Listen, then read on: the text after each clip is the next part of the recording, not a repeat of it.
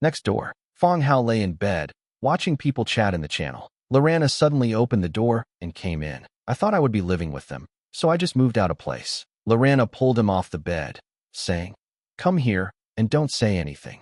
Fang Hao was led to the next room with a face full of question marks. When they saw Rebecca wearing an eye patch, clearly expecting something, his eyes widened instantly, his face filled with disbelief. At this moment, Rebecca exuded an even more captivating and sexy aura than ever before. She wore a beige nightgown with two thin straps hanging on her rounded shoulders.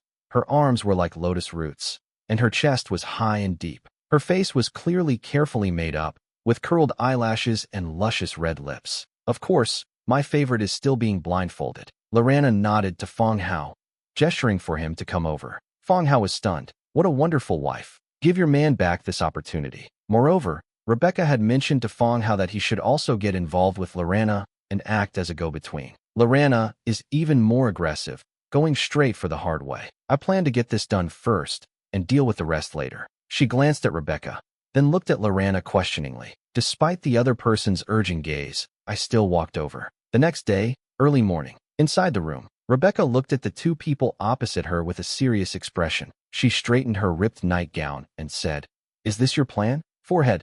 Actually, Rebecca already knew it was Fang Hao when they first started kissing last night. After a quick thought, I understood the whole thing. It's just as she thought. If you and Fang Hao are together, what about the other person? The best solution is for the three of them to be together. No wonder Lorana insisted on putting on makeup late at night, and kept asking herself what she thought of Fang Hao. After figuring it out, I cooperated and acted out the scene. At the last step, he struggled for a moment, as if he had just come to his senses. Then, half-heartedly, I got the job done. I will take full responsibility for this matter.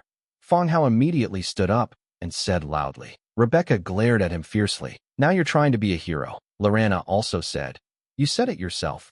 Fang Hao is the best choice. What's wrong with everyone being together? Now you're siding with him, aren't you? Rebecca said angrily. It's not that I was ambushed by Fang Hao last night. Instead, it felt like the two were on the same side, and he had become the enemy. Have I planned this far enough to fulfill your wishes? Lorana was about to explain when there was a knock on the door. Knock, knock. Immediately afterwards, a maid's voice rang out. Madam, the ministers are already waiting for you in the hall. Today, Rebecca and her ministers are deciding on the personnel to travel to the coastal border. Rebecca rubbed her temples and said to the door, Okay, I'll be right down. He glared at the two of them and began to put on his own clothes. Fang Hao immediately stepped forward to offer his help, taking the opportunity to whisper a few words to pacify. After washing up and tidying herself up, she transformed back into the dignified and imposing lady of the city and said to the two of them in a low voice, Humph, I'll settle this score with you later. After saying that, he opened the door and walked out. There were two people left in the room. Is there anything else? Lorana asked. That's all. Let's go back. If we stay, we'll get scolded later. Kindness. After putting on their clothes, the two used teleportation to return to the main city. Lorana returned to her room, while Fang Hao went to check out the location where the ancient blood god servant was being made. The only entrance was covered with a heavy leather cover, behind which was a wooden door. Make sure it can block out the sun. At that moment, the skin was lifted, and a funeral priest happened to walk out. Lord, upon seeing Fang Hao standing at the door, funeral priest immediately bowed. Well, how's the progress? When will it be finished?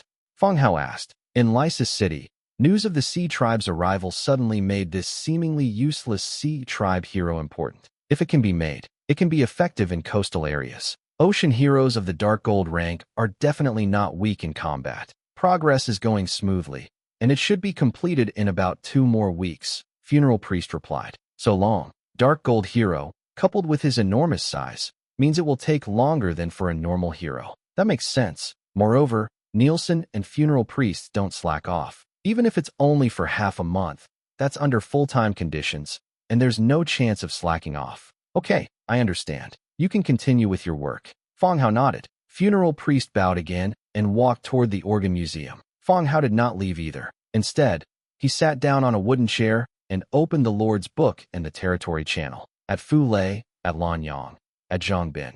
Fu Lei and Lanyang each gather 1,500 soldiers, Zhongbin 2,000, and proceed to Lysis City within 3 days to be placed under the command of City Lord Rebecca. The channel, which was just a moment ago bustling, suddenly fell silent. The boss spoke. Fule replied first. Received, boss. I'm nearby. I can arrange for troops to go there tonight. Lan Yang replied. Do wild beasts count? Can I send more wild beasts? Their rank must be higher than that of normal troops. Fang Hao was taken aback before remembering that Lan Yang was an animal trainer. No, we need men, but not cavalry. If Lan Yang's forces are insufficient, send 1,000 men, and Zhang Bin can supplement the rest. At this time, Zhang Bin also posted a message. Okay, I'll arrange to go there in the next couple of days. It wasn't about sending these 3 people to transfer out their units. Each of them had many subordinate city lords under their command, and there were no problems in coordinating and deploying troops. All right, I'll leave this matter to the 3 of you. Get it done as soon as possible. Don't let it interfere with important business. Received, the 3 replied in unison. After Fang Hao stopped talking, a while later, only then did some members step forward. I have calculated that something big is about to happen. Is another war about to break out? I want to participate this time. I want to participate too. They should be supporting Lysis City. What use are a few thousand people if we're fighting a war? What's the use? A few thousand people are enough to take over my city several times over. The members were discussing it in the channel. Fang Hao then inquired about the situation on Dong Jiayue's side. Knowing that she was still busy, he didn't tell her about his trip to the coast. After all, he was also afraid of encountering danger at sea. After assigning tasks, Fang Hao returned to Lord's Manor. Afternoon. 5 airships from Lysis entered the main city area. Lord City Lord, I am Taforsi in charge of the official caravan of Lysis City. I have come here to collect 2,000 sets of equipment as instructed by Mrs. Rebecca. This is Mrs. Rebecca's document. Tafosi was a tall, thin, middle-aged man with small eyes and a small, upturned mustache. He seems quite shrewd. Fang Hao met him at the meeting in Lysis City. He was a close confidant of Rebecca and also came from a noble family. Before he came, Rebecca must have explained the situation here to him. Even when they saw the skeleton, they didn't show much emotion. The soldiers accompanying the shipment are Fang Hao's troops, mainly consisting of greatsword infantry and storm crossbowmen. There's no need to worry about the intelligence here being leaked. Yes, thank you for your hard work. Fang Hao glanced at the document, which was actually just a document stamped with the city lord's seal. After nodding, he said to Nisbet beside him, arrange some people to move the equipment onto these airships. Yes, sir. Nisbet turned and left, soon leading a long line of skeleton soldiers to begin unloading protective gear onto the airship. What's for sale is the Guardian set, a blue set. Set bonus, movement speed plus 5%, strength plus 5%, morale plus 7%. The 3 additional attributes are all very useful in combat. Most importantly, the materials used in this set of equipment are relatively common, mainly cast iron blocks and leather. It is also suitable for sale at a price. Have the people who will go to the Sea Tribe been chosen yet? Fang Hao asked casually. Tafosi hesitated for a moment, but still replied. The current candidate is Hubert to lead, but whether or not it will ultimately depend on Mrs. Rebecca's subsequent arrangements. Hubert, garrison commander of Lysis, purple tier 2 hero. Before Fang Hao arrived, Rebecca was able to maintain her position in the city lord's mansion largely due to the support of this purple hero. Even now, Rebecca still puts Hubert in command of the entire army.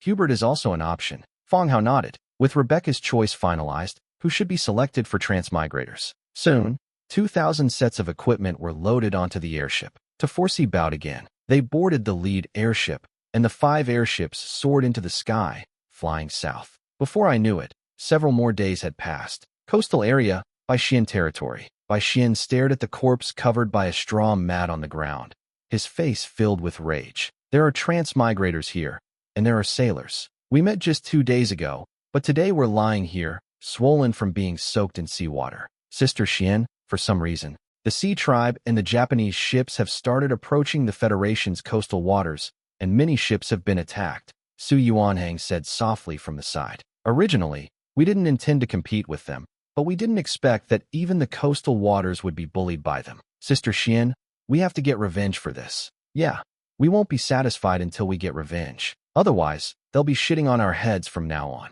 Sister Xian, what should we do next? Please give us an answer. The surroundings began to become chaotic. To Bai Xian, the sound was a constant buzzing. making him feel dizzy and lightheaded. Doesn't she want revenge? She also wondered what she could use to fight back. With sea creatures around, humans have no way to fight back once they enter the sea. Let me think about it. We can't let any more people die. Bai Xian's voice was somewhat helpless. Alliance leader, Sister Xian. Just as Bai Xian was about to speak, footsteps sounded, and a guard ran over quickly. Sir, someone from Lermat Port has come and wants to see you, guard said. See me? Bai Xian was taken aback. Let's go see. A large group of transmigrators marched out the door. Outside the city, a cavalryman sits upright on horseback. His gaze swept over the group below. Who is Bai Xian? Yes, sir. Is there anything I can do for you? Bai Xian stepped forward. When dealing with the indigenous soldiers, it's still necessary to address them as sir to avoid unnecessary trouble. Soldier pulled a document from his pocket and said, the Federation Upper Council, represented by Hubert from Lermat City, invites transmigrators Bai Xian to participate in the operation against the sea creatures. Miss Bai Xian, please come with me to Lermat Port immediately. Oh, this. Everyone was stunned. Lysis City, Upper Council invitation? When did their own leader become so powerful, having connections with the Federal Upper Council? Wrong. Lysis City. Where have I heard of it before? Holy crap. Is she the rich woman that Fang Hao is dating? After lunch, I just sat down on the bench in front of the door, and Jia then hurriedly ran over from the side. Perhaps he spotted him out of the corner of his eye, then ran backwards and turned to look at Fang Hao. What are you doing? And Jia asked curiously. Are you basking in the sun or jogging? Fang Hao asked her. No, amusement park is assembling the pilot ship. I came back to pick up the blueprint. And Jia said, waving the blueprint in her hand. It was completed so quickly, fast. I didn't feel like it was that fast. And Jia said. Fang Hao also stood up. Let's go. I'll go take a look too.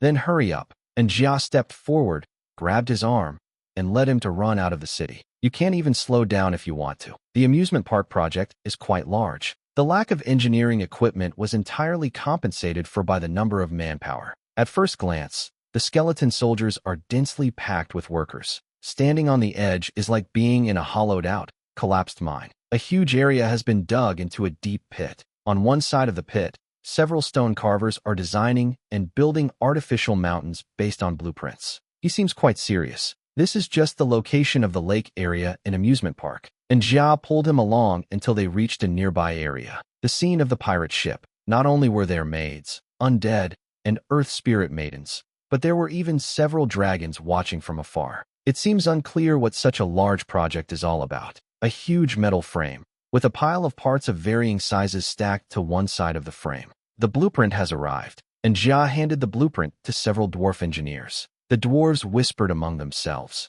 Then, he began directing the skeleton soldiers to assemble the parts. Once it is mostly formed, a large pirate ship was then presented to everyone. 2 airships were brought over from the rear. The ropes were pulled, hoisting the pirate ship directly into the air. The position has been corrected. With a deafening roar, the pirate ship crashed directly onto the metal support. Yay! Maids hugged each other and cheered. The dwarf engineer is putting the finishing touches on things. All components should be connected and reinforced to prevent any problems from occurring. After everything is settled, Fang Hao, still not entirely reassured, had the machine run again. Finding it to be quite sturdy, he allowed maids to board the pirate ship. Splash! On one side, 5 skeleton ogres simultaneously cranked their hands. At increasingly faster speeds, the pirate ship began to rock. Maids cheered. Fang Hao stood below, watching the maids sway and cheer. They were indeed a bunch of kids. I don't understand. There's airship and bone dragon.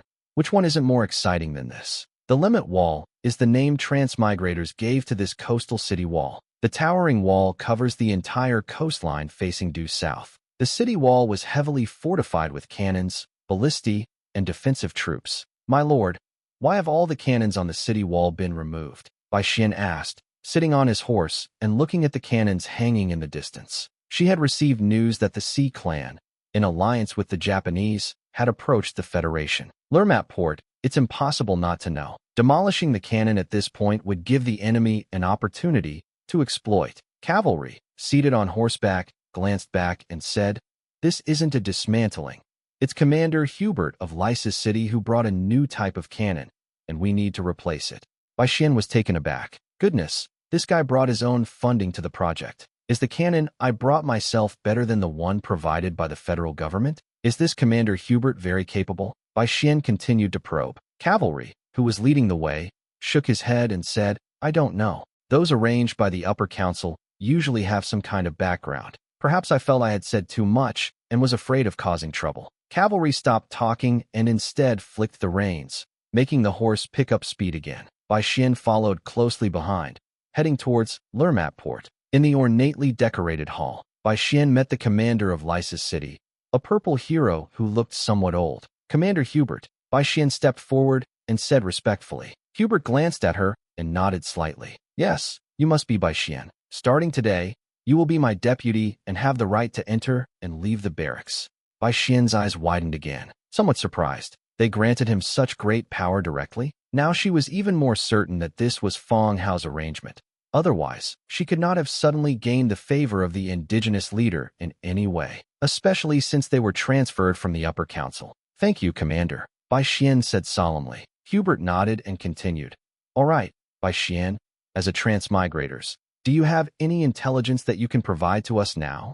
Yes, Commander. Bai Xian stepped forward and began to explain the information he knew on the sand table map. The sky gradually darkened. Walking on the streets of the main city, you can often see groups of people heading to amusement park. Besides maids, earth spirit maidens, harpy, and even some undead craftsmen also went to experience it. In an instant, the pirate ship was transformed into a ghost ship. There was no cheering, no laughter. I sat upright in my seat, the clattering sound of the equipment moving around me. It's somewhat creepy. In short, even though there weren't many people in the main city, long queues still formed at the pirate ship. Harpy, a flying soldier, is a lot of fun to ride in. It's just incomprehensible. I greeted a few earth spirit maidens who were passing by. As soon as I returned to the gates of Lord's Manor, I could smell a rich fragrance in the air. We arrived at the kitchen. Yer was stirring the spoon vigorously. Beside her, the maid Manhwa was also diligently taking notes. For the past 2 days, Yer has been using the glutton stew pot to prepare ingredients. Furthermore, the types of materials and their effects were recorded. Twilight beef soup, green stamina recovery plus 10, focus plus 4%, lasts 120 minutes. Miracle serpent bird meatball soup, green mana recovery plus 5%, lasts 90 minutes. 2 types have already been obtained. Owner. Upon seeing Fang Hao enter, the two smiled and greeted him. What did you make today? Fang Hao took a deep breath of the aroma and instantly felt hungry. Yer, seeing that it was almost done, ladled out a bowl and handed it to him, saying, Here, master, take a look and see what the effect is. Fang Hao accepted it. Giant horn beef and vegetable soup, green. Category, food. Effect, strength plus 8%, stamina plus 8%, lasts 30 minutes. Description, meatballs made from giant horn beef, then stewed with various vegetables in a broth, resulting in a delicious soup and tender, flavorful meat. There are 2 effects. Strength and endurance are both 8%, but the duration is only 30 minutes. It can be said that it was something used before the war. Just imagining this scene is kind of funny. The battle is about to begin, and you're sitting to the side, slurping down your broth. That makes sense. You need to be well-fed and watered to have the energy to fight. Master, what are the effects? Manhwa asked from the side. Fang Hao said, Strength and stamina increased by 8%. Manhwa nodded and wrote it down on the paper. Fang Hao picked up the bowl and took a sip. The taste is quite good. It's almost done stewing. Yer then announced that dinner was served, now cooked in a large pot, and the maids gathered together to eat. Lord's Manor's restaurant can also accommodate this many people. They chatted away while eating. After dinner, maids can train or play. Only Yer stayed with Fang Hao, gently massaging his shoulders. What? Didn't you go out with them? Fang Hao stretched. Yer gave a sweet smile. I'll keep you company. Oh dear, it's all gone to my heart. Fang Hao clutched his chest. Really? Let me see, she said, pulling at her clothes. The two played around for a while, then leaned against each other to rest. Fang Hao habitually opened Lord's book and glanced at the bustling regional channel. Recruiting teammates. In the Rift Bridge area, we are recruiting powerful teammates. Requirements. Tier 5 or above units. Number of members not less than 200. Rewards. Excellent allocation, average allocation. Limited positions available. Please attach a picture of your unit when you apply. The Sirius Alliance is recruiting transmigrators. Brothers who want to join can apply. Qingtao Alliance is offering high prices to acquire War Horn. The higher the quality, the better. If you have any, please send a private message. The price will definitely satisfy you. The emergence of the Qingtao Alliance did spark a brief discussion. The Azure Wave Alliance. Is this preparation for their next attack on Fortress? So many people have died, and they still won't give up. They're really tough. Fortune favors the bold. I don't know if we'll succeed this time. Fang Hao slowed down and figured out what had happened. The Qingtao Alliance suffered a defeat some time ago, resulting in significant losses of troops. But the Alliance members suffered no losses. Now that they acquired Warhorn and Channel, people are deducing that the Qingtao Alliance is organizing a second offensive. Warhorn, amplification attribute. Fang Hao murmured, then returned to the message about acquiring the horn. Open the file, Yang Qingtao. A private message was sent. Leader Yang, did you acquire Warhorn to boost the army's pre-battle attributes? Soon, the other side replied with a message. Yes. Does Boss Fang Hao have a horn to sell to me? Yang Qingtao replied. Fang Hao does have the word Warhorn. It was just given to Copper Bull. Of course, he contacted Yang Qingtao not to sell the horn. Instead, he answered directly. Take a look at this. See if you can use giant horn beef and vegetable soup, green. The amplification from this bowl of beef soup is more than enough to satisfy the horn's effect. However, the horn is a special item. When it is blown, the entire army receives a boost. This beef soup, however, needs to be drunk. There was a long silence on the other end. He then replied, How many do you have? How much do you want? Fang Hao looked at Yer beside him and asked, Yer, is there any more meat soup left today? Yes, there is. There's still some. Approximately how many bowls? Bowls. Well, there are probably 5 or 6 more bowls, but they're all soup base. Fang Hao nodded and continued to reply to Yang Qingtao. There are 5 or 6 bowls available. If you need more, 5 iron per bowl. Anyway, no one drank the rest. If the other party needs this boost, it can be sold. That's not enough. I want to order more. How much do you want? 2,000 bowls. Fang Hao frowned slightly. They're asking for so much at once. It seems they're really preparing for a major battle. I'm sorry, we don't have that many. Without much consideration, Fang Hao directly rejected the other party. The reason I contacted Yang Qingtao was because there was leftover meat broth. If it can be exchanged, then it's not a waste. But it's better to use the glutton stew pot, just to make it for him. Maids needs this pot to make broth to improve training efficiency. The territory itself doesn't lack those basic resources. Seeing that Fang Hao directly refused, Yang Qingtao immediately sent a picture from Gulai. Nomad King's banner, purple. An item obtained on the Day of Grace. If a big shot can get 500 units of that meat soup, I'll trade this for it. Fang Hao clicked on it. Nomad King's banner, purple. Category, belt. Defense, level 3 defense. Effect, movement speed plus 5%, attack speed plus 3%. Description, the waist banner, passed down through generations of nomadic centaurs, represents the chief's power and authority within the tribe. Centaur equipment, to date, Fang Hao has only seen the deer man and has yet to see the centaur. Waist flag, in the category, it is classified as a belt, so it should not be limited to use by centaurs. Instead of answering immediately, he patted Yer's shapely buttocks again and said, Yer, how many bowls of soup can that big pot make? Yer was lying to the side, her 2 fair legs raised, looking at a comic book. Even when suddenly hit, it just wagged its tail. That big pot can make more than 200 servings at once. Fang Hao nodded. Then, he replied to Yang Qingtao. 200 bowls is the most I can do. I can't do any more than that. There was a brief silence on the other end. Then someone said, Okay, I'll reserve it first. We'll contact you again in a few days when I need it. It's all about one pot. Fang Hao agreed. It shouldn't cause any delays. After hanging up the chat, Fang Hao continued browsing the World Channel shops. Bite. At this moment, the private message notification sounded again. Thinking Yang Qingtao had sent her another message. She turned out to be from Bai Xian. Boss Fang Hao, did you arrange this today? Arrange what? Fang Hao was bewildered. The commander of Lermat Port, Hubert from Lizi City, has come here and made me his deputy. Didn't you arrange that for me? Bai Xian became even more curious. Everyone on the regional channel knows that Fang Hao is hooked up with a rich female city lord in Lysis City. The only explanation for her sudden summons and appointment by Hubert is that it was done by Fang Hao. Oh, this matter was arranged by me. They didn't give you any trouble, did they?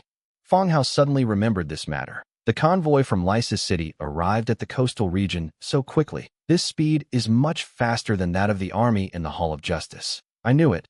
Thank you so much, boss. Bai Xian said sincerely. She really thought Fang Hao wasn't going to help anymore. I still had some complaints in my heart. Now it seems I was short-sighted. True leaders have comprehensive plans. The federal government, parliament, and transmigrators are all being deployed simultaneously. Unlike a minor leader like her, whose vision is limited to a few ships and cannons on the other side, hesitant and indecisive. Now, Fang Hao's introduction of her to Hubert is backed by the Federation. We have a chance to fight the Japanese again, and even turn the tide of the battle. Okay, you should work with Hubert to set up defenses first. The chances of fighting the sea creatures are not high. Have your members get ready too. Then we'll go check out the treasure you mentioned. Understood, boss. Looking forward to your message. Bai Xian replied instantly. Kindness. I closed the Lord's book and then watched the World Channel for a while. Feeling a bit sleepy, I hugged her and we rested. 3 days have passed in the blink of an eye. Fang Hao traded meat broth for the Nomad King's banner.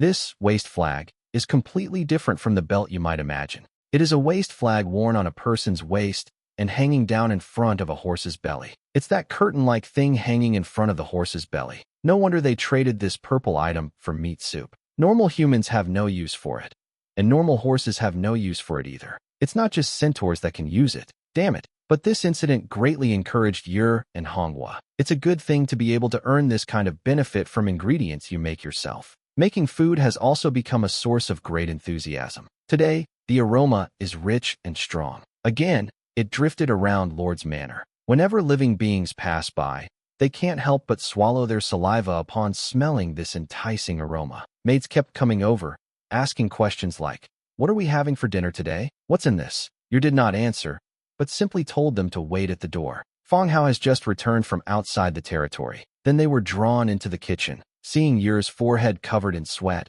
I asked curiously, "Yer, what did you do today?" I saw Loli and Yuan squatting by the door with their rice bowls, waiting. "Please wait a moment, master. It will be ready soon." A while later, Yer finally ladled out a bowl of meat soup and handed it over. Fang Hao took it. The edges of the meat pieces in the broth were clearly defined, unlike the beef that had been stewed before. Dragon meat dish from Yunhai, purple. Category, cuisine. Effect.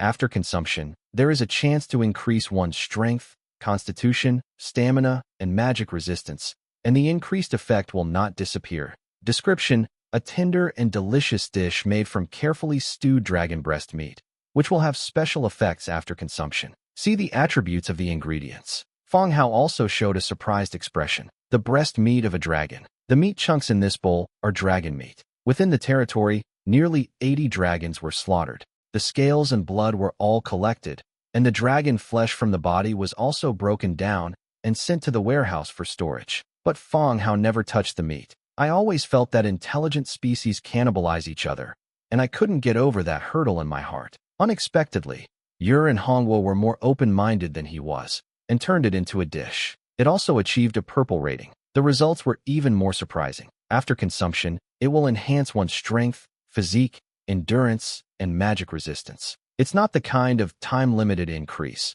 but rather an increase that won't disappear once it's applied. This effect is basically a low-budget version of Dragon Potion. Dragon Potion was painstakingly created by an anonymous alchemist who had slaughtered an orange hero dragon and spent millions of Warfire coins to acquire it. That's what gave him his strong physique. And this broth has the same effect, only it's not as potent as medicine. But the portions are huge and filling. One pot is enough to satisfy everyone in the city. Master, how's the effect? Yer wiped the fine sweat from his forehead, waiting with some anticipation. That's great. Yer and Manhwa, you two are heroes. Fang Hao praised directly. The two women were delighted and became even more curious about the effects of the broth. Fang Hao continued. After consumption, there is a chance to enhance one's strength, physique, endurance, and magic resistance, and the increased effect will not disappear. Oh, Yer replied, while Manhwa took notes. It seems that neither of them took it too seriously. Fang Hao put it another way. This kind of meat soup would cost at least 1,000 Warfire coins a bowl outside. Wow, really? Of course it is. Fang Hao picked up the glass and took a sip. The broth was delicious, but the meat inside wasn't as tender and palatable as described. Instead, it was quite chewy. It's like chewing beef tendon. It takes some effort, but the taste is quite good. Let's start eating. From now on, everyone should drink more of this meat soup. It'll be good for them. Fang Hao continued. Yes, master, you're answered. But Manhwa had already run out and said, dinner's ready.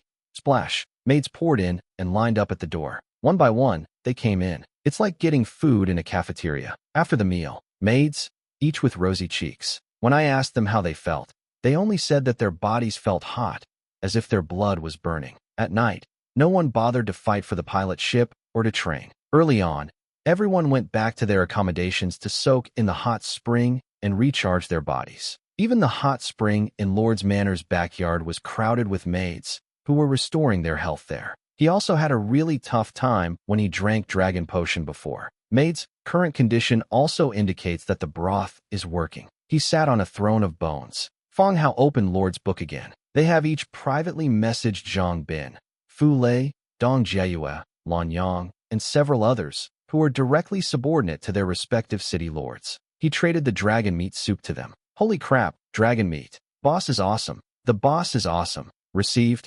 Thanks, Brother Hao. The dragon ate it? Can I save some to practice my beast taming skills next time? Thank you, Dad. I love you. Everyone was surprised when they received the broth. A race that everyone fears. When they come to Fang Hao, they're simply made into soup. There are also attributes. That's absolutely terrifying. In the blink of an eye, another half-month has passed. For Fang Hao, the past 2 weeks have been peaceful and stable. Nothing too serious happened. On ordinary days, he would read books and make wishes to exchange for some dragon crystals. Mates continued with their usual training. With the opening of amusement park, we finally have a place to have fun. After dinner, if you head to the east of the city, you can hear bursts of laughter. Blood Prison, with 21 dragons. We have already signed slave contracts with Fang Hao. The original three-headed creature also participated in the hero trials, but unfortunately, they did not succeed. Spencer explained that it's normal for dragons to have difficulty advancing. Otherwise, it would be too overpowered for a unit like the dragons, which are tier 10 units from the start, to advance so easily. Silver Dragon Fang Hao also visited Bait several times. The main goal is to persuade them to work for me, and I feel they've already softened their stance somewhat. After all, this stalemate can't go on forever. On the dragon's side, Fang Hao even went to ask the goblin Kupti-Tor. From what he said, after Bait disappeared, the dragons no longer had Fang Hao's place, and they wouldn't be able to find this place for a while. Tell him not to worry for now. This is also very good for Fang Hao. At least, it gave him time to accumulate Bone Dragon. Lord's Manor Hall. Tap, tap, tap. Slow footsteps approached gradually. Fang Hao looked up and saw Nielsen walking in. A surge of joy welled up in my heart. Scholar Nielsen, you're out. Fang Hao smiled and sat down with Nielsen below. Sir, the body of that dark gold hero has been completed, Nielsen said. Great. Take me to see it. This way, sir. The two walked out of the Lord's Manor gates together. Immediately, the Nisbet hero followed behind, and together they walked outside. After passing through several undead buildings, next to a single-story structure, we saw the enormous, ancient blood god servant. Like a small mountain, it blocked out the sunlight. Ancient blood god servant. Guru Kabagu. Dark gold tier 5. Ancient blood god servant. Guru Kabagu. Dark gold tier 5. Faction. Zombie. Template. Dark gold. Racial traits. Zombie. Internal organ replacement. Light weakness. Naturally scaled. Amphibious. Legion talents. Murloc hero. Temple guardian. Deep sea bully. Skills. Water poison. Multiple attacks. Wave slash. Double-edged axe. Innate casting. Ocean fury. Inherent skills. Domain combat mastery. Domain magic mastery. Domain swimming mastery. Natural scales. Fishman scales. Defense plus 25%.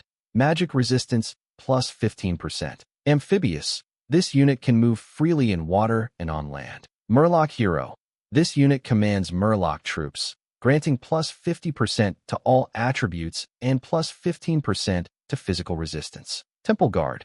This unit is commanded by the army. When guarding a fixed area / building, all unit attributes are increased by 35 and attack power is increased by 15%. Deep sea bully. This unit commands an army. It is unaffected by the environment in the deep sea and has a movement speed of plus 50%. Water poison, passive. This unit deals melee damage with water-based poison and reduces wound healing by 25%, lasts 120 seconds.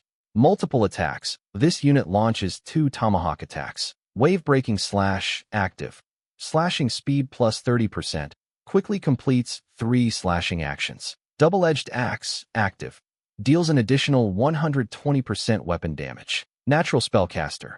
This unit is a natural water spellcaster, capable of casting water spells such as Water Vortex, Cloud Mist, Water Dragon Strike, and Water Prison, and also possesses a strong ability to learn magic. Raging Waves of the Sea, active. A wall of water crashes into enemies like a giant ocean wave, dealing 500% water magic damage. Description: a creation of a mortal necromancer, not recognized by the god of the undead. This hero cannot be upgraded or advanced. After all, it's a dark gold hero, so its stats are bound to be good. Among its traits, it possesses the abilities of natural scales and amphibious. This is also a characteristic of zombie. If it were made into a skeleton hero, the natural scales would definitely not be preserved. The Legion talents include 2 bonuses for underwater units and 1 bonus for fixed locations. Temple Guardian. The best option is to have the ancient blood god servant lead the merman army to guard some structure in the deep sea. Skills are mainly divided into 2 categories: melee and magic.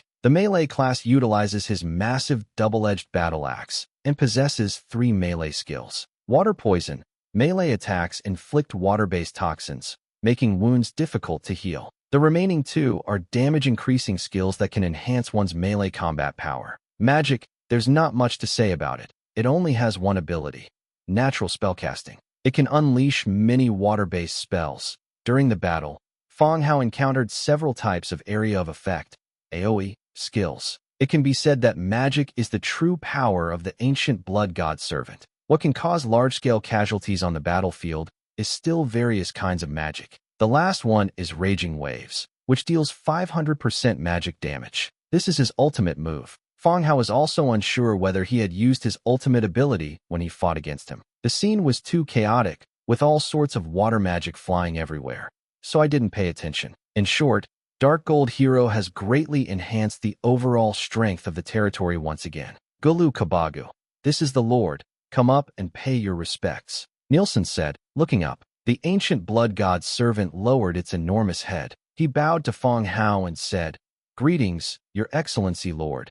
Guru Kabagu is at your service." The sound was like thunder, exploding overhead. Fang Hao looked up at him and said, "Well, welcome to Gulu Kabagu." The name was a bit long, and Fang Hao had to check the attribute hints before he could pronounce it. "Thank you, sir." Perhaps due to his body type, he speaks very slowly. It doesn't flow as fluently as a normal human being. Fang Hao nodded and said to Nisbet, who was following behind him, "Arrange for some people to bring over his weapon and armor." "Yes, sir." Nisbet quickly left. Fang Hao then sat down to the side and briefed the ancient blood god servant on the situation in the city, the main urban areas, the ethnic groups, and what he should do. The ancient blood god servant sat to one side, his knees drawn up like a small mountain. Listening to Fang Hao's story, he nodded repeatedly. "I understand, my lord." The ancient blood god's servant pondered for a moment, then asked, "My lord, what is my next task?" "Let's protect the main city first. I'll let you know if there are any important operations in a few days," Fang Hao said after thinking for a moment. "Yes, sir." Ancient blood god's servant agreed. At this moment, Nisbet also came over with several skeleton warriors. Several skeleton warriors, carrying enormous battle axes and various armors, walked over. Nisbet reported, "Sir, the previous armor has been melted down by blacksmith, and we have found the armor of the bone giant." Fang Hao looked at ancient blood god servant and said, "Your armor is already damaged. Wear these for now, and we'll replace them with better armor later." "Yes, sir." Ancient blood god servant extends his webbed hands and begins to put on his equipment. Then, holding a giant axe, he stood up majestically. "All right, ancient blood god servant, go to City Wall in the east and find Frederick. He will assign you a task." Fang Hao added, "Be careful when you walk. Don't damage the surrounding buildings." "Yes, sir." After saying this, ancient blood god servant started walking towards the east district. With each step, the ground around them trembled slightly. Fang Hao watched him leave. "I'm a little worried about how to arrange a place for him to stay." Lermap Port. Several wooden chairs were placed on the shore. Humans and sea creatures, separated into 2 groups, are engaged in a fierce standoff. "How's it going with you humans?" If you meet our demands, the sea creatures will immediately withdraw their troops, and your fishing boats can continue to go to sea. Otherwise, you cities that rely on the sea for your livelihood, just wait to starve to death. The Hyrosh, with a human body and a snake tail, said mockingly. The sea creatures are not afraid of humans at all. Firstly, humans cannot reach the sea, so they don't need to worry about the sea creatures' territory being threatened by war. Humans in these coastal cities need to live by the sea. Therefore, when there is a conflict between two parties, humans are the first to compromise. But this time, it seems the other party is persisting for quite a while. Human faction was led by a somewhat elderly-looking general who possessed an imposing and authoritative presence. Hubert, a general appointed by the city of Lysis. The sea breeze whistled in his ears as Hubert scanned the sea creatures around him. He said in a calm tone, "The Federation's attitude is very clear. It will not make any concessions. If the sea tribes want to continue making trouble, they can continue." The sea creatures were slightly taken aback. This old man was really quite resilient. You certainly have backbone. But how long can you humans hold out? It's just a matter of sooner or later you compromise. The sea race's conditions remain the same. 50 million resources. If you agree, the sea race will immediately withdraw its troops and will not harass the border again for 3 years, Hyrosh said, swaying his snake tail. Shameless, a bunch of robbers. Human faction, hearing the sea creatures start robbing openly again, cursed under their breath. This is no different from being a robber. If you insist on finding differences, they will negotiate with you, and you can bargain. Hubert reached behind him, and Bai Xian, clad in gleaming silver armor, took a piece of parchment from his backpack and handed it to him. The Federation officially demands that the Sea Clan hand over the Sea Clan members who caused the trouble, as well as the 72 transmigrators listed above, who are affiliated with the Sea Clan, for the casualties and ship damages caused in this incident, and also pay compensation of 35 million Warfire coins, Hubert read aloud. The sea people were all stunned, and they could see confusion and bewilderment in each other's eyes. Brush, Hyrosh snatched the parchment, tore it into pieces, and threw it on the ground. He said angrily, "Old man, are you out of your mind? Do you think we're joking with you?" Hubert said, "If the sea creatures are unwilling to pay compensation, the Federation will consider using war to defend the dignity of the human race." The sea people were momentarily stunned. Then they all laughed. It might be somewhat understandable that the sea creatures launched a war against the 100 Cities Federation. After all, they could also attack and land on land. But how did humans wage war against the sea creatures? To attack the island by ship? Are you kidding me? Old man, since you don't know what's good for you, there's no point in continuing this discussion. I can tell you clearly that any human ship that goes to sea will be attacked, whether it's a civilian vessel or an official ship. Let's see how many days you can hold out. Hyrosh stood up, his eyes, cold as a beast's, fixed on Hubert. Hubert nodded and said, "On behalf of the Federation Council, I give the sea creatures 3 days. Once the 3 days are up, attack Giant Claw Island immediately." Giant Claw Island is the territory of Hyrosh. Upon hearing this plan, Hyrosh's expression darkened further, and he even felt insulted. On land, the sea creatures are not necessarily stronger than humans, so they can only suppress the urge to take direct action. He said coldly, "Fine, I'll wait. But you must remember that today you caused the Federation to miss the opportunity to negotiate. The people along the coast will never be able to go to sea again." He finished speaking without waiting for a reply from the humans. He turned around and led the sea people away, diving into the sea. Hubert, looking perfectly normal, got up and walked back. The rest of the accompanying officials also stood up and followed behind. They are all local officials or parliamentary officials. I don't quite understand what Hubert means, but it should be a decision made by Parliament. Simple boasting and flattery are naturally indispensable. Commander Hubert, you were truly impressive just now. This is the most humiliating negotiation the sea creatures have ever faced. Yes, the Federation has made its stance clear. They will definitely lower the prices when they go back. At that time, we'll just take advantage of the situation and offer some simple compensation. That's the only way. Whether it's coastal fishermen or maritime trade, the longer the suspension lasts, the greater the losses for the Federation. The officials huddled together, whispering amongst themselves. In their view, Hubert's actions were simply a matter of bargaining with the sea creatures. They also did not believe that humans would go into the sea and fight against sea creatures. Hubert glanced sideways at the crowd behind him. he said to his adjutant beside him. Issue the commander's order. The entire army prepares to attack Giant Claw Island in 3 days. Wow. The officials, who had just been having a lively discussion, suddenly stumbled. They all nearly fell. Are you really going to fight? Fighting sea creatures at sea? Commander Hubert, this matter cannot be spoken carelessly. Silverwing City. In the empty hall, Doherty's angry roar could be heard. Rebecca, who gave you permission to declare war on the sea creatures without authorization? This is a huge matter. How can you act so recklessly? Even with the door tightly closed, the roar could be heard throughout the entire corridor. The guards on duty were also taken aback. What's going on? Why is Doherty so angry? Has Rebecca replaced the council and declared war on the sea creatures? Holy crap, this woman is fierce. Even the council can't control her. Inside the room, after his outburst, Doherty sat down angrily, waiting for the other party's reply. On the coast, negotiations at Lermat port have concluded. He received the news. Upon learning this, Hubert declared war and ordered an attack on the Sea Clan 3 days later. He was also startled. Is the decision to go to war made lightly? Moreover, this decision was made directly without going through Parliament. How could he not be angry? After a while, Doherty desperately wanted to use the scroll to go to Lysis. Only after communicating via shell did the message return. His tone was unusually calm. They've gone too far with their bullying. Should we just open the door and welcome them in without taking a firm stance? Upon hearing this, Doherty's arrogance flared up once more. What kind of attitude is this? He continued shouting. Is this your excuse for deciding to attack without even consulting the upper council? Doherty, what do you mean? Didn't you insist that Lysis City arrange the selection? You even said you had the authority to make decisions on the spot. But now that we've taken a hard line, you're backing down. Upon hearing Rebecca's reply, Doherty's forehead veins throbbed. The adjutant accompanying him also quietly wiped away his sweat. That's outrageous. Rebecca is going crazy. The upper council just held a show of hands. You must immediately order Hubert to cease all further actions and focus on negotiation.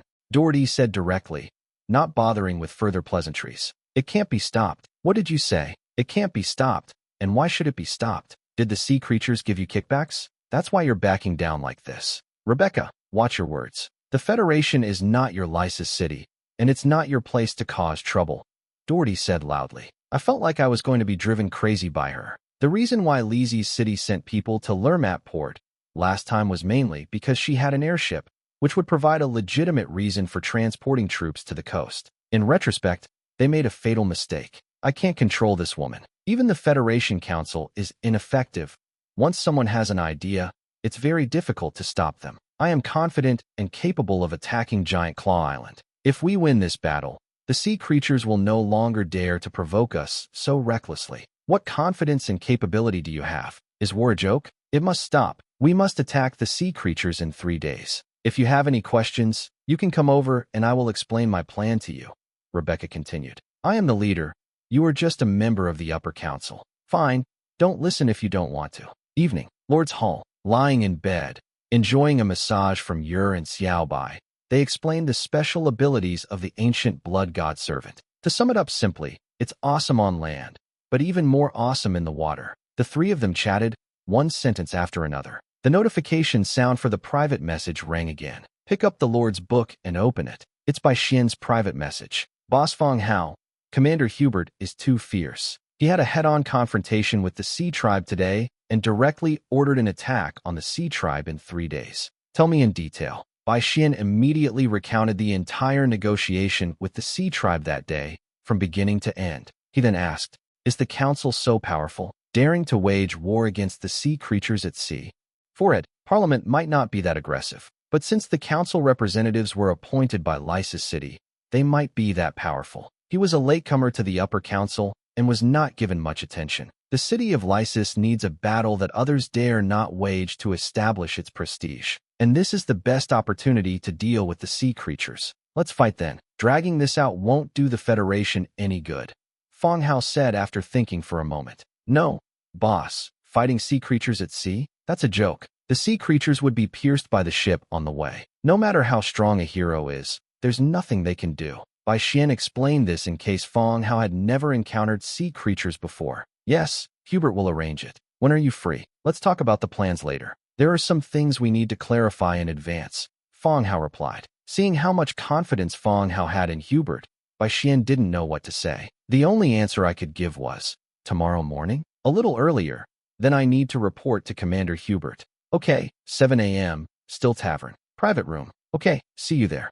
The following day, Merchant Alliance Tavern. Thank you so much for your help, Mr. Fang Hao, Bai Xian said again. Fang Hao smiled and waved, indicating that she didn't need to worry about it. Transmigrators and indigenous peoples are still different. Hubert over there definitely needs a transmigrators to provide some assistance. For example, the ability to build transmigrators can even directly create ships, which can greatly improve efficiency. The ability to record data via a map is also very useful. Rather than saying that Fang Hao helped her, it was also like finding Hubert a good helper. Boss Fang Hao, what's the plan you mentioned? How are we going to compete for that treasure? Bai Xian asked impatiently. Fang Hao thought for a moment, then asked, how did you and Ma Tianyi meet? Upon hearing this, Bai Xian was somewhat puzzled. Why did we suddenly start talking about Ma Tianyi? After thinking for a moment, he replied, we've all formed an alliance, so we've had some contact, but we wouldn't say we're very familiar with each other.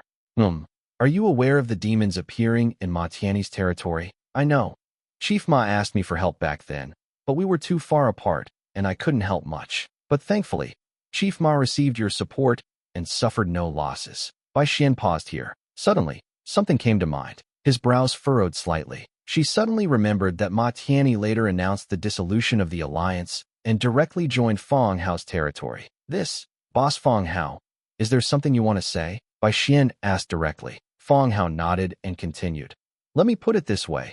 For some reasons, I need to keep the situation of my territory and troops confidential. Oh, Bai Xian nodded. So, you can choose to cooperate with me, but you need to join my territory, which means becoming a subordinate city lord. Alternatively, you can sell me that treasure map and continue fighting against the sea creatures with Hubert. Bai Xian was stunned. So that's what happened. It seems Ma Tianyi had the same request back then. To receive Fang Hao's help, one must become Fang Hao's subordinate city lord. Her condition was better, and she had a second option, to sell the treasure map. Boss Fang Hao, this is a bit too sudden. I need to think about it carefully. After all, this is not just my business. Bai Xian said with a serious expression. Selling the treasure map is a way to preserve the alliance. However, the more you get to know Fang Hao, the more you can feel the difference between him and ordinary transmigrators. Someone who could influence the parliament placed her directly next to the leader as his adjutant. What immense power that is. I doubt that even Su Haid, who's been featured a lot on the channel, has that ability. Therefore, she was somewhat hesitant. Given the current situation, is it better to climb up to Fang Hao's coattails, or to preserve one's own alliance and continue to act as the leader? Fang Hao nodded. Okay, but you need to give me an answer within the next 2 days, before Hubert officially launches his attack on the sea creatures.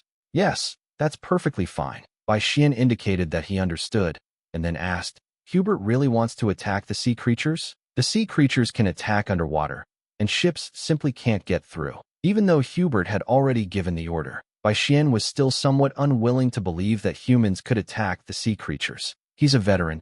He won't issue orders lightly. Bai Xian pursed her lips. I feel like Fang Hao is just giving him the runaround. You definitely know something, but if you don't want to say, that's fine too. In the afternoon, we returned to the main city. Fang Hao then headed directly towards the skeleton transformation field. Dimitrika, my lord, Dimitrika replied softly. Go to Hidden Arms Cave and count the number of Murloc undead converted during this period. Roughly how many?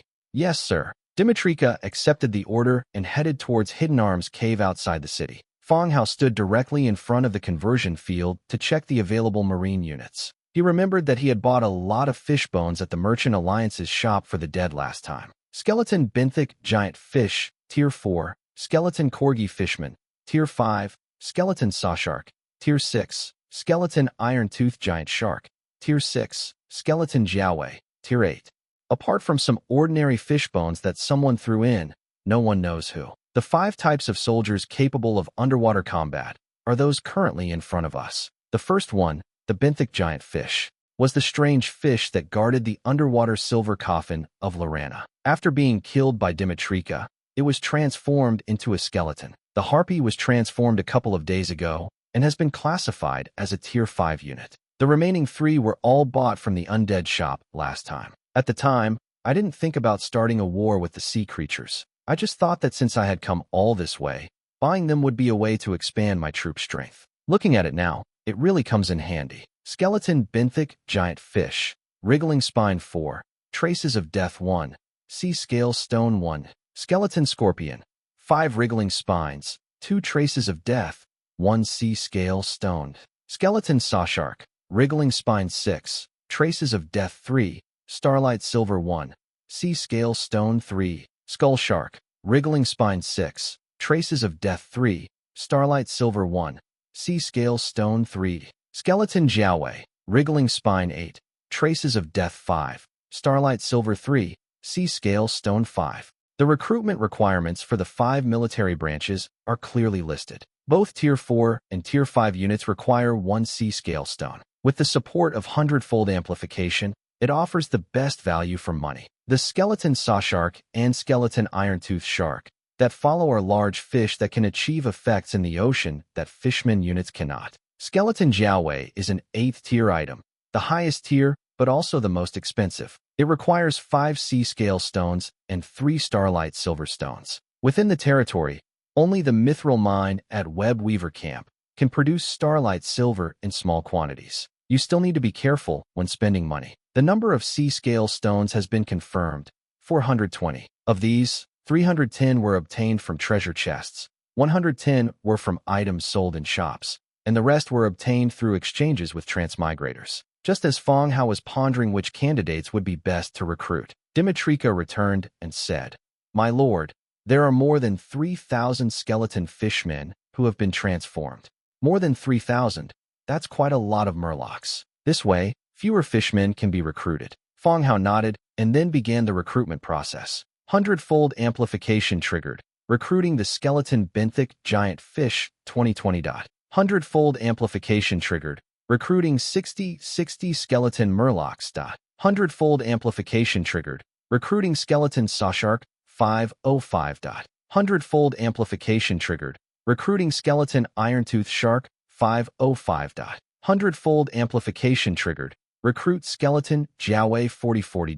Fang Hao confirmed the recruitment, and a vast expanse of light flashed across the sky. Countless fish bones were scattered on the open ground around them, thrashing about. All the sea scale stones were spent. Recruiting materials is for preparation for battle. All of them should be recruited to avoid a shortage of troops in case of danger. By then, it will be too late to come back and recruit. Seeing the fish bones thrashing about on the ground, Fang Hao immediately ordered, "Skeleton fishmen and skeleton jiaowei, carry all these fish bones to Hidden Arms cave outside the city."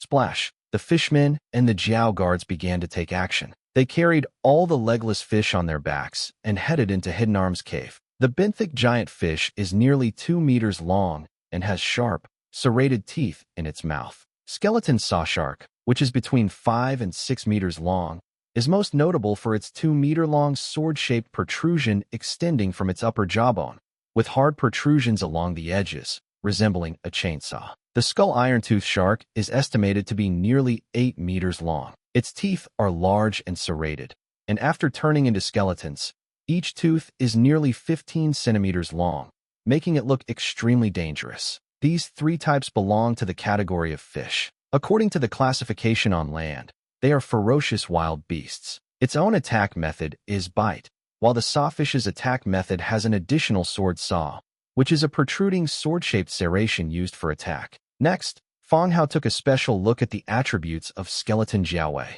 Skeleton Jiaowei, Level 8. Faction, Undead. Racial traits, Undead, Hollow Skeleton, Light Weakness, Amphibious. Skills, Multiple Attacks, Wave Breaker, Bite, Water Resistance. Fixed skills, Intermediate Combat Mastery, Advanced Swimming Mastery, Advanced Halberd Mastery. Note: skeleton soldiers transformed from corpses retain their original characteristics and attack patterns. Jiao guards, skeletally, they are closer to the sea creature Bao. The human body has a lower body that resembles a snake's tail. Although its appearance is a bit strange, as long as it can exert its fighting power when the time comes, that's fine. They left the city together with the newly recruited skeletons. I also crafted the blue quality agile white steel set for the murlocs and jiao guards. This equipment was obtained from a treasure chest after killing the murloc. It's a good time to test these types of troops. After everything was arranged, Fang Hao returned to Lord's Manor. Night falls. Fang Hao, accompanied by Lorana, once again traveled to Lysa's city. It's different from when I came last time. The three of them had done what they needed to do, and they were more relaxed now. In the spacious study, a screen divides the space into two areas. On one side are Fang Hao and Rebecca, and on the other side of the screen is Lorana, who feels that the two talking is affecting her reading of the comics. Maids trained diligently, and Fang Hao also gave them many new sets of comics and novels, used as leisure reading material. Rebecca's marshmallow-like buttocks sat on his lap. Should I arrange some guards for Hubert? Fang Hao bounced Rebecca in his arms. Isn't it ridiculous to assign a bodyguard to a hero? Rebecca turned her head and looked at him. Okay, then we'll deploy more troops. Fang Hao continued. There is no enemy that cannot be defeated if there are enough people. Rebecca touched his lips with her finger. Okay, don't worry about it. I've arranged everything. All right, it's good that you have a plan. Rebecca chuckled again and continued. You didn't see it today. Doherty was so angry. His hair was practically steaming. He just wanted to use your airship to quickly reinforce the coast. But who would have thought you would issue a challenge directly? Of course he's angry. Fang Hao understood Doherty's feelings. If he were Doherty, he would definitely be furious too. The plan was to intimidate the negotiations, but you went there and immediately overturned the negotiating table. Who wouldn't be angry? It doesn't matter anymore. It's already like this. He agreed to your plan? Agree my ass. After arguing with me for ages. The final decision is that the Federation Army will continue to focus on defending the front lines, and Lysa City will be solely responsible for the offensive. Rebecca said angrily. Shall I help you? Lorana's voice came from behind the screen. No need. The Federation has discovered that your identity is problematic, and I have already made arrangements. There will be no problem. Rebecca's gaze turned to Fang Hao. But we need your transmigrators to provide assistance. In the future, the Upper Council's Lysa City will also take some care of them.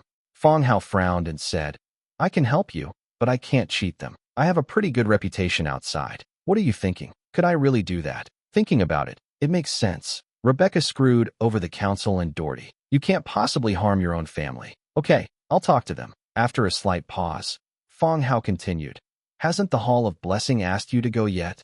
Once the matter with the sea creatures is settled, we will leave. Kindness. After discussing matters concerning the Federation, the conversation suddenly stalled for time. There was a moment of silence. Rebecca glanced at the screen. She carefully got up and stood in front of him. She placed her slender, white fingers to her lips in a shoe gesture. She gently lifted her skirt, revealing smooth, shiny silk stockings. The black stockings covered her skin, outlining her rounded and full legs. The hem of the skirt is raised just below the waist, subtly covering the important areas. The dignified Rebecca makes such a seductive gesture. It was the first time he had ever seen it, and his eyes were wide open in surprise. Rebecca lifted her skirt, turned around, and swayed her hips, silently asking, How is it? Does it look good? It looks good. Fang Hao nodded seriously and gestured for her to come over. Rebecca gave him a charming smile, sat down on the soft couch next to him, pointed her toes, and placed her round, small, black-stocking bare feet on his chest. Just when the two thought they were doing something very discreetly, a languid voice came from behind the screen. That's enough. There'll be plenty of time later. The morning sunlight streamed into the room through the window. It's like scattering bundles of glittering money on the floor. On the bed, Fang Hao lay flat, with a mature beauty and a cold-eyed girl lying on either side of him. Lorana lay on her left arm, a thin blanket covering her waist and hips, revealing a large expanse of fair skin. She showed no signs of fatigue, still holding the book and occasionally licking her fingers as she turned a page. Rebecca lay on the other side, covered by the same blanket, revealing a large expanse of her voluptuous figure. She glanced at the man beside her with some annoyance and pinched him under the blanket. The slight movement caused the thin blanket to tug, revealing a fluffy rabbit tail. Rebecca has been with Fang Hao for much longer than Lorana. The two had a plan in mind, and they tricked Lorana into coming in. But who would have thought that in the end, the two of them would gang up on him and bully him? They were subjected to an embarrassing and indescribable treatment. Fang Hao wasn't angry when he was pinched. He simply pulled her closer, his arm going behind him to stroke her fluffy tail. Knock, knock. Just as the three of them were enjoying the pleasant morning, there was another knock on the door, and it was the maid's voice again, reminding her, Madam, the officials have arrived at the hall. Rebecca's alluring gaze cleared as she glanced at the sky outside the window. He immediately got up and started working. Under the watchful eyes of Fang Hao and the other person, Rebecca put on her dress, took out the rabbit tail, and hid it in the drawer. He glared at the two of them with a warning look in his eyes, then opened the door and walked out. Fang Hao stretched. He embraced her delicate body on the other side. 2 days later, on the sea, a fleet of 6 ships is sailing swiftly across the sea. Keep a close watch on them. If any ships appear, sink them immediately. Do not let any Federation ships appear on the sea. Yes, the people on the deck responded. Are the people in the Federation stupid? They actually threatened the sea creatures, demanding compensation from them, and even said they would attack the sea creature islands if they didn't pay. It's just a bluff. After losing so many ships, they're bound to try and save face. I think so too. They just want to delay it and let the sea creatures lower their prices a bit. Who cares what they do? We've all reaped a lot of benefits from this trip with the sea creatures. This is much faster than developing slowly. If we really have to send troops, today is the deadline. There isn't a single ship left at sea. Exactly. Where would the Federation get so many ships? And they want to attack the islands? That's utter nonsense. This time we made the Federation suffer a loss, which can be considered revenge for sure. He Ming. I hope he can see what happened today. Several transmigrators were chatting happily on the deck. Suddenly, I felt a sudden darkness above my head. Is it cloudy? The group looked up and their hearts tightened. Above them, a huge ship bearing the flag of the Human Federation emerged from the clouds. Shocking, surreal. He rubbed his eyes in disbelief. After confirming that it wasn't a hallucination, their expressions all changed at once. Flying ships? Flight units. I've never heard of this type of vehicle. It's from the Federation. The attack they're talking about. Could it be coming from the air? No way. While everyone was discussing and speculating, more and more airships emerged from the clouds, covering the entire sky. The shock on everyone's faces had vanished. Instead, it was terror and uncontrollable fear. If it's not yet possible to determine the other party's purpose, then so many ships, all heading in the same direction. The purpose is no longer a mystery. Attack Giant Claw Island. The Federation wasn't joking. They really launched an attack this time. And in this particular way, the sea creature's advantage lies in the sea, not in the air above it. In this way, the Federation's army can directly attack the opposite island, and no one can stop them. Quickly notify the sea creatures and the others on Giant Claw Island. The Human Federation has attacked. Return to base, leave this place, and don't attract their attention. Quickly, turn around and get out of here. Keep quiet and leave quietly. Chaos reigned on the deck. What patrol? Sinking enemy ships. Now, the roles have reversed, and the Human Federation has gained the upper hand. All they could do was pass on the message and leave quietly as quickly as possible, without attracting anyone else's attention. The ship below began to carefully turn around. He prayed as he prepared to leave. Whoosh! Suddenly, a whooshing sound rang out from above. Suddenly looking up, I saw a pitch-black cannonball falling from the sky. Boom! The cannonball fell into the sea, and the explosion created waves that caused the ship to tilt to one side. Damn it! The Federation has found us. Everyone, get out of here at full speed. Damn pigs, fire back. Ships, full speed ahead. The shouts of the Japanese soldiers rang out on the deck. The helmsman began to steer the ship, attempting to increase its speed of departure. The others pulled out all sorts of dwarf fire guns, crouched down, and began firing into the sky. The sound of bullets rang out in rapid succession. However, a weapon like a fire gun cannot possibly reach the range of clouds. At most, it only gives you some confidence and a little bit of intimidation for the other party. Whoosh whoosh. Perhaps it was fire guns' counterattack that caught the attention of the airship team. The sound of something cutting through the air rang out again. Countless cannonballs, like black raindrops, fell from the sky. It crashed into the fleet. Rumble. The cannonball fell into the sea, creating huge waves. The deck was smashed with huge holes. The mast was broken, and wood chips and fragments flew in all directions like bullets. People ran around in panic, covering their heads and crying out in despair. After 3 rounds, the once majestic fleet has been reduced to drifting wreckage. The disintegrated ship and its crew members floated on the sea. On the airship, the accompanying transmigrators and the soldiers carried by the transmigrators. Clinging to the railing, I peered down. They cheered enthusiastically as they watched the enemy struggling in the sea. The cheers were so loud they even drowned out the sounds coming from the ship's machinery. These idiots, they've finally met their match. They'll be shark food now. Yeah, damn it.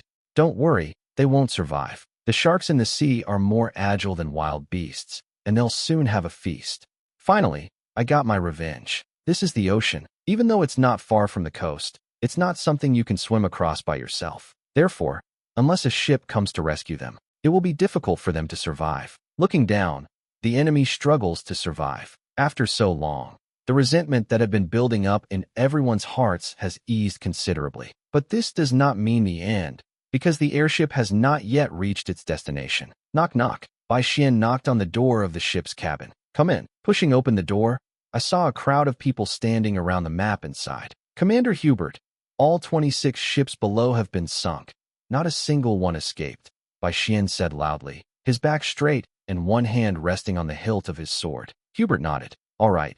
Now that we've sunk it, we don't need to pay them any more attention. Tell your men to take turns keeping watch on the surroundings and to report any danger immediately. Yes, Commander. Bai Xian nodded, but did not leave. Instead, he took out the Lord's book and relayed the order. Hubert, meanwhile, began consulting the map and discussing the next steps with the other generals. It takes several days to get to Giant Claw Island. The news can't be kept secret any longer, so we still need to be careful about the potential dangers along the way. Ci Fin Sea region, located in the heart of the Federation and the Sea Clan. At the same time, it is the only place where neither side acknowledges that it is their territory, because this is one of the few large gathering places of fishmen in the vast ocean. Even the sea creatures blessed by the sea god dare not easily set foot here. Meanwhile, a large number of ships were lingering on the edge of the Ci Fin Sea region. However, they dared not actually venture deep into the area. Hirosh lay on the deck, his sharp teeth gleaming as he savored the food brought to him by the human transmigrators. The taste was pretty good, and it suited his taste perfectly. Lord Hirosh, the treasure map we spoke of is underwater in this sea area, but we have no way to go underwater to investigate. Transmigrators said softly, kneeling to the side. Hirosh glanced at him and sneered. I've told you many times, this is merfolk territory. Unless you can be sure there are really some precious treasures down there, the sea creatures will not risk fighting the merfolk. Transmigrators frowned and pondered for a moment, then continued, if we obtain detailed intelligence, will Lord Hirosh be able to send troops? Giant Claw Island alone cannot fight the fishmen. Hirosh glanced at him, knowing he would need to order these guys around in the future. After chewing a couple of bites of food, he continued, in a few days, after we get the compensation from the Federation, I will help you and the Sea Clan raise this matter. At that time, you prepare the information about the treasure, and whether you succeed or not depends on yourselves.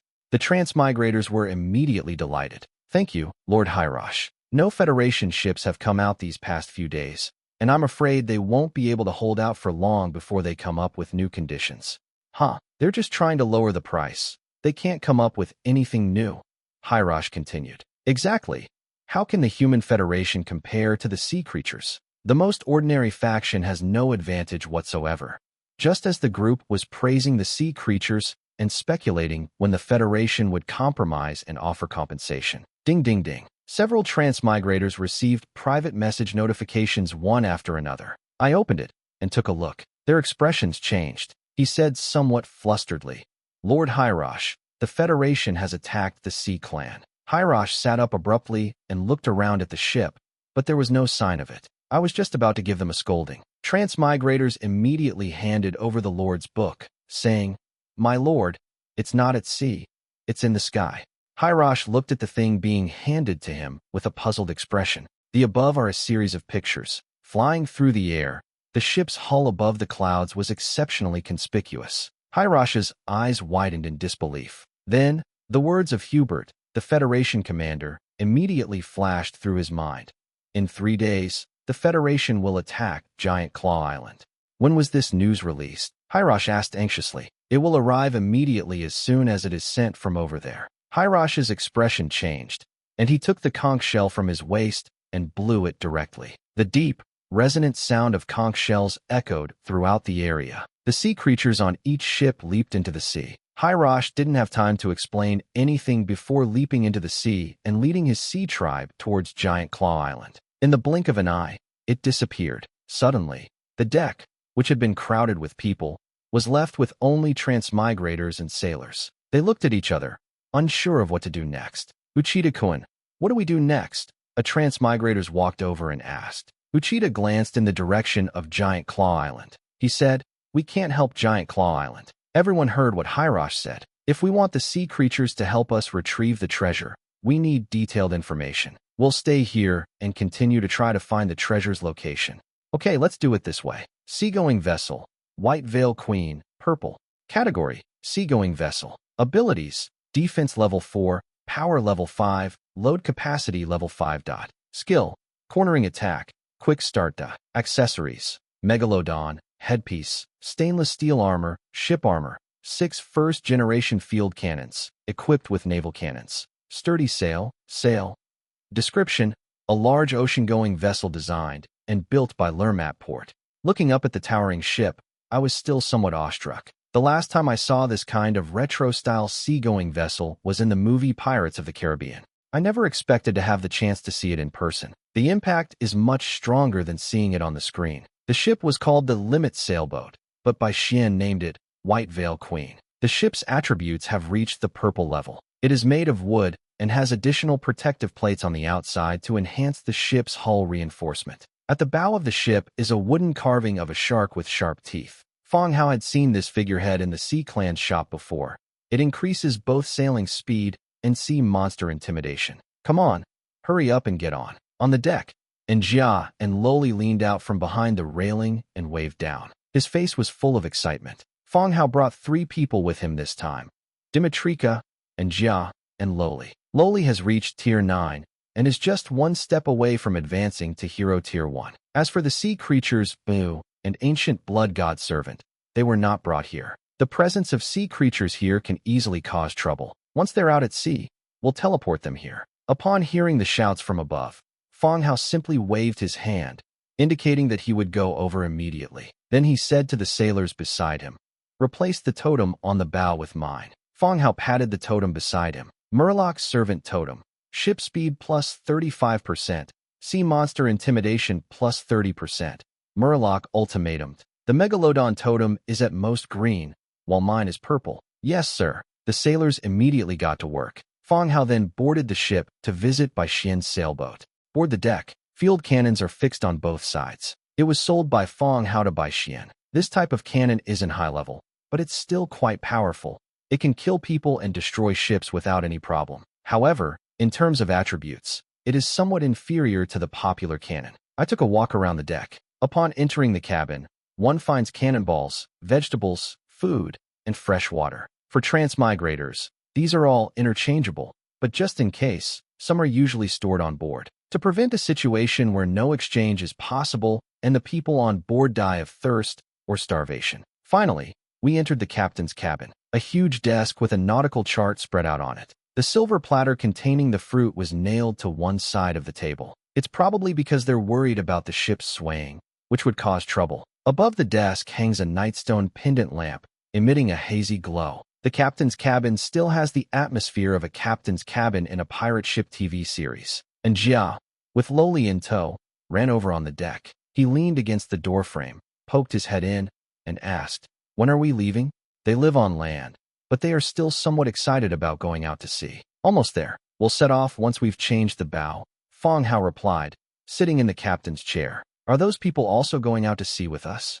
And Jia continued to ask. No, they are Bai Xian's people. Once they finish their work, we'll let them leave, Fang Hao replied. At that time, there is a high possibility that the undead will be used at sea. These living beings units will cause a lot of trouble later. Moreover, they are only needed for these kinds of jobs. They are not needed for the rest. Oh, the two replied, then ran off again, disappearing to play somewhere. Fang Hao didn't stay in the captain's cabin either, but went up to the deck to watch everyone busy at work. Soon, a new figurehead was installed. Sir, the replacement is complete. A sailor approached. Fang Hao nodded and said, okay, that's all for you here. Go back and rest. Yes, sir. The sailors saluted, then turned and disembarked together. This location is not Bai Xian City, but a place where ships are moored by the sea. After the sailors left, there was hardly anyone left, only an empty coastline. Fang Hao had Loli climb onto the lookout tower to observe the surroundings,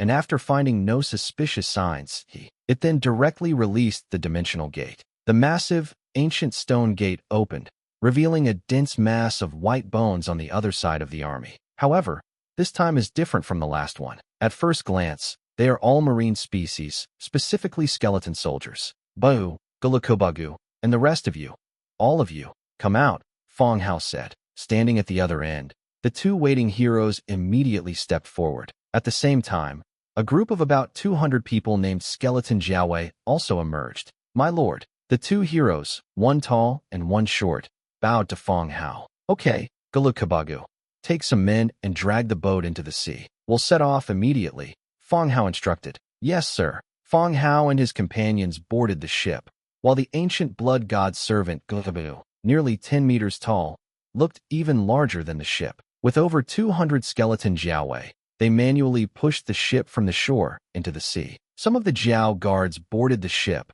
while others followed the ancient blood god servant, moving with the ship in the sea. Normally, sea creatures or fishmen also have physical strength. In the water, one cannot follow a boat for long distances. But the dead don't have this concept. They are tireless, which is a characteristic of the dead. The ship sails against the wind. The speed wasn't slow at all. It even felt faster than a horse-drawn carriage. Fang Hao and Dimitrika stood on the deck, with Bahu, a former pirate, personally taking the helm. And Jia and Loli climbed to the lookout tower at the top of the mast, holding monoculars and constantly looking around. Fang Hao opened the map and confirmed the eye location. Bai Xian shared a map with the location of the treasure map marked on it. He was also specifically reminded, there are two enemies you may encounter. First, there's the Japanese. They also obtained the location of the treasure map through some means and are also looking for clues. Moreover, the two fleets had clashed. The second is the fishmen here. According to the Federation's map, the location of the treasure map is called Ci Fin Sea region, which belongs to the living area of large fishmen. Whether it's a merchant ship or an official ship, whether it's a human or a sea creature, they would all actively avoid this area to avoid causing themselves unnecessary trouble. A convoy has been spotted ahead, more than 20, on the lookout tower, and Jia and Loli each contributed a sentence, thus completing the intelligence report. Fang Hao immediately looked into the distance and could vaguely see some small black dots ahead. If you don't say anything, even if you see it, you won't notice. He immediately took out his monocular telescope and looked again. Indeed, there were ships similar to the White Sand Queen. On one side of the ship, there are patterns of sea creatures. Sea creatures? Hubert's fleet has already set sail, and they're still here? Aren't they going back to provide support? The reason he set sail later than Hubert was because he had calculated this time difference. The sea creatures will return to help Giant Claw Island, which will save him some trouble. But it seems to be different from what he planned. Did these sea creatures not leave? That shouldn't be happening. With the telescope still in use, they continued to observe, and the next moment they saw people on the other deck, also using telescopes to look in their direction. Transmigrators. It was a transmigrators, and judging from the people leaning out of the railing, not a single sea creature was seen. This means the sea creatures may have returned to help, while these transmigrators remained behind. The enemy fleet is approaching, and Jia shouted again. Fang Hao nodded. Let's move over there and prepare for battle. A seagoing vessel bearing the symbols of sea creatures. Hey, you dare to come out with just a silly boat. Quick, don't let him get away. Hopefully, he's a fat sheep and we can get something out of him. They're probably here to search for the treasure map. Don't let them get away. Can you confirm which ship it is? It looks like the enemy's lead ship. I recognize the flag on it. Is this a suicide mission? Quick, get closer and capture them alive. The once quiet fleet immediately became lively. A heated discussion was taking place in the channel, while the entire fleet began to change direction and move closer to the only remaining sea vessel. Here it comes. Hurry up. Fill in the cannonball. And Jia shouted, and Loli, holding a cannonball, stuffed it into the cannon barrel. I quickly aimed in the right direction. The fuse was ignited directly. Boom. The cannon spit out flames, but the cannonball only flew halfway before crashing into the sea, splashing up a spray of water. The shot, which had no destructive power, still startled the enemy. I thought they had replaced some new type of cannon here. The moment the cannon fired, everyone ducked to the ground. When you see the cannonball fall down in the middle of the road, they all stood up again and laughed loudly. Stop fooling around, Fang Hao said. How should we fight? And Jia lost interest after his first attack failed. Loli's eyes widened as she awaited Fang Hao's next move. For these two, coming out with Fang Hao meant they weren't worried about any danger. They treated it as a vacation. Of course, we're going to attack, Fang Hao said, then walked to the edge of the ship and opened the dimensional gate. I saw a dense mass of skeleton soldiers. Fang Hao continued. Throw out the benthic giant fish and the sawfish. The skeleton fishmen behind the dimensional gate immediately sprang into action. They carried the benthic giant fish and sawfish to the dimensional gate and threw them into the sea with a splash. On land, these fish bones are immobile, but once in the sea, they become incredibly flexible. It swam around, wagging its tail and shaking its head. They began to travel alongside the ship. This greatly increased the speed of the ship. The dimensional gate was closed, and the ship was now surrounded by a dense swarm of dark figures. Fang Hao poked his head out and said, "Destroy the fleet ahead. Call." The moment the order was given, the sea surface instantly surged with raging waves. A swarm of dark figures surged forward. The boat rocked, causing everyone on board to stumble. "My lord, do you need me to come over?" The ancient blood god servant poked its enormous head out from underwater. "No need. These small tasks can be left to the ordinary soldiers." "Yes, sir." After saying that, the ancient blood god servant dived back underwater. Fang Hao turned around and glanced at Njia, who was already standing on the railing, looking out. "Come down, or you'll fall in and become shark food." "You release the sharks. Who are you going to feed them to?" "Then get down too, and go tell Bao to keep its distance from the opposing fleet." Fang Hao pulled her down. "Oh," Njia replied, and walked towards the helmsman as the boat swayed. The opposing fleet. Everyone frowned slightly. As the ships drew closer, they could see each other's ships without binoculars. However, the distance is still quite far, and some parts are still not very clear. But everyone noticed one thing. Just now, some white things were thrown into the sea in droves. Moreover, each one is quite large. When I took out my binoculars to take a closer look, the other side had disappeared again. What did they throw into the sea? Who saw it? It looks like a torpedo. The torpedoes were dropped into the sea. What do you see from the lookout tower? Someone asked, looking up. A voice shouted from the lookout tower. It looks like a lot of fish bones. Fish bones. While everyone was confused, wondering what kind of skill allowed them to throw so many fish bones out of thin air, another terrified shout came from the lookout tower. Enemy approaching underwater. Watch out underwater. Everyone immediately looked underwater and saw a dense mass of dark shadows rapidly approaching the fleet. "Turn around. The Murlocs are coming. Turn around and get away quickly." Wow. Everyone immediately panicked.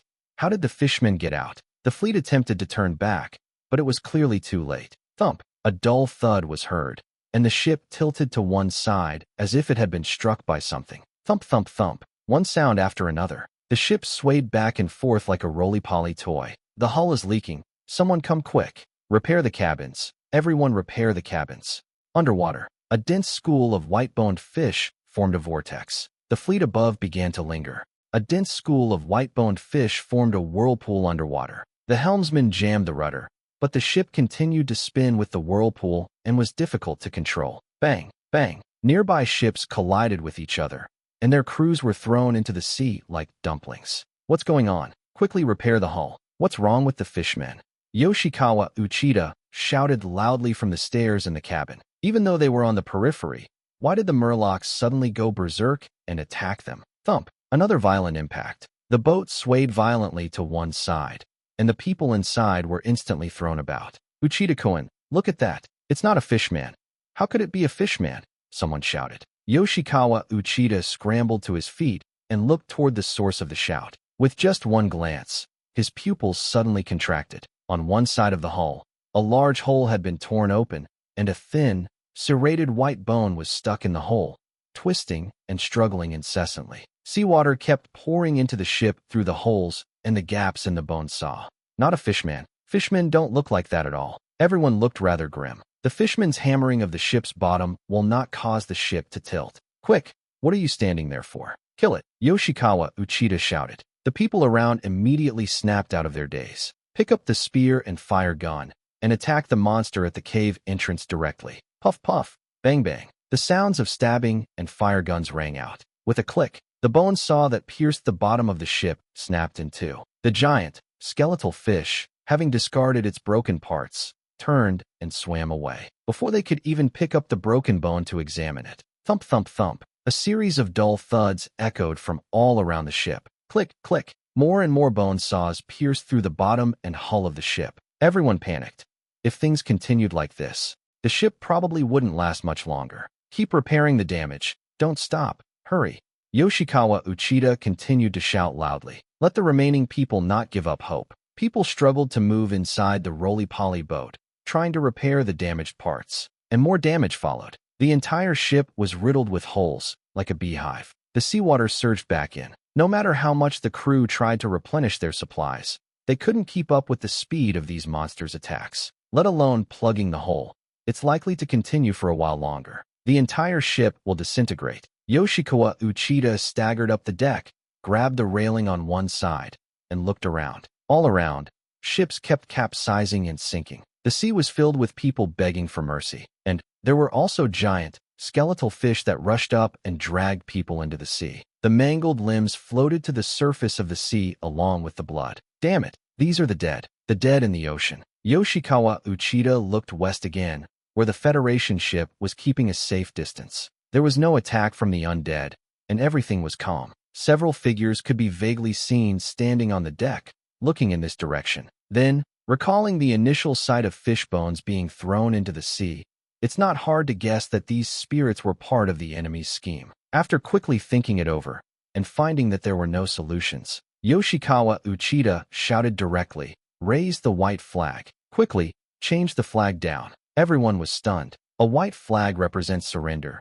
So is this like a fishbone surrendering? Someone still quickly climbed the mast and raised the white flag. Even with the white flag raised, the undead horde continued their relentless attacks. It shows no sign of stopping. In the World Channel, the sudden message interrupted the original content. CI Fin Sea region, whose ship is this? Please be merciful. At Bai Xian, Miss Bai Xian, is this your ship? We surrender and ask for a chance to compensate us. Transmigrators of the 100 Cities Federation, we were wrong. Please forgive us. We are willing to compensate. We're all transmigrators. Please spare our lives. The sea creatures have nothing to do with us. At this time, there aren't many people on the World Channel to begin with. The sudden flood of pleas for mercy silenced the entire channel. Messages pleading for mercy kept scrolling upwards. Everyone else was stunned. What's going on? Is this a border war? Only when people from two different regions are at war will they beg for mercy in the World Channel. Otherwise, it's a regional channel. Who's at war with whom? You mentioned the 100 Cities Federation. Is it from the human side or the orcs? I've never heard of it. They mentioned Bai Xian, but I don't know what kind of battle it was. If you can't beat them, run. What's the use of begging for mercy? Can't you even run? After begging for mercy, it was just a discussion among a group of onlookers. The world is too vast. There are quite a few federal forces involved, and everyone has their own speculations. All I know is that a group of people were apparently blocked by some force. Moreover, the battle was exceptionally fierce. Fang Hao sighed. The white flag in the distance did not deter him from letting these people go. It wasn't him who started the trouble. Rather, when they saw his ship approaching, the other side swarmed towards it. Moreover, there wasn't enough space on the ship to allow him to leave so many prisoners. Fight! At this moment, Lord's Book sent a notification. Bai Xian, Boss Fang Hao, you beat up the Japanese devils. Fang Hao was taken aback. Was there surveillance on the ship? How so? Someone tagged me on the World Channel and begged for mercy, and there were a lot of them. World Channel begged for mercy. I immediately flipped to the World Channel and took a look. You can see people talking about this, but you can no longer find the information about Bai Xian begging for mercy. Fang Hao replied to Bai Xian. I took your ship out to check, and they all rushed at me like swarms, so I ordered an attack. What? Do you know anyone here? No. I just wanted to ask. Please send me a couple of photos later so I can post them on the Alliance channel for the members to see. Bai Xian replied. Okay, sure. Hang up the chat. Fang Hao continued to look ahead at the battle. Click. After the ship continued to struggle for some time, a deafening cracking sound emanated from the ship's hull. The boat's midsection could no longer withstand the onslaught of the white-boned fish, and a huge crack appeared at the break. Seawater kept seeping into the ship. Even with everyone busy, there was no way to repair the dilapidated hull. Yoshikawa Uchida's face was deathly pale. If only he had left with the sea creatures back then, he wouldn't be in this predicament now. Uchida-kun, what do we do? What do we do now? Someone rushed over in a panic and asked. What else can we do? Let's each figure out our own way. Boom. The moment the words were spoken, the ship disintegrated. Everyone fell into the sea like dumplings being dropped into a pot. Yoshikawa Uchida quickly climbed up the mast.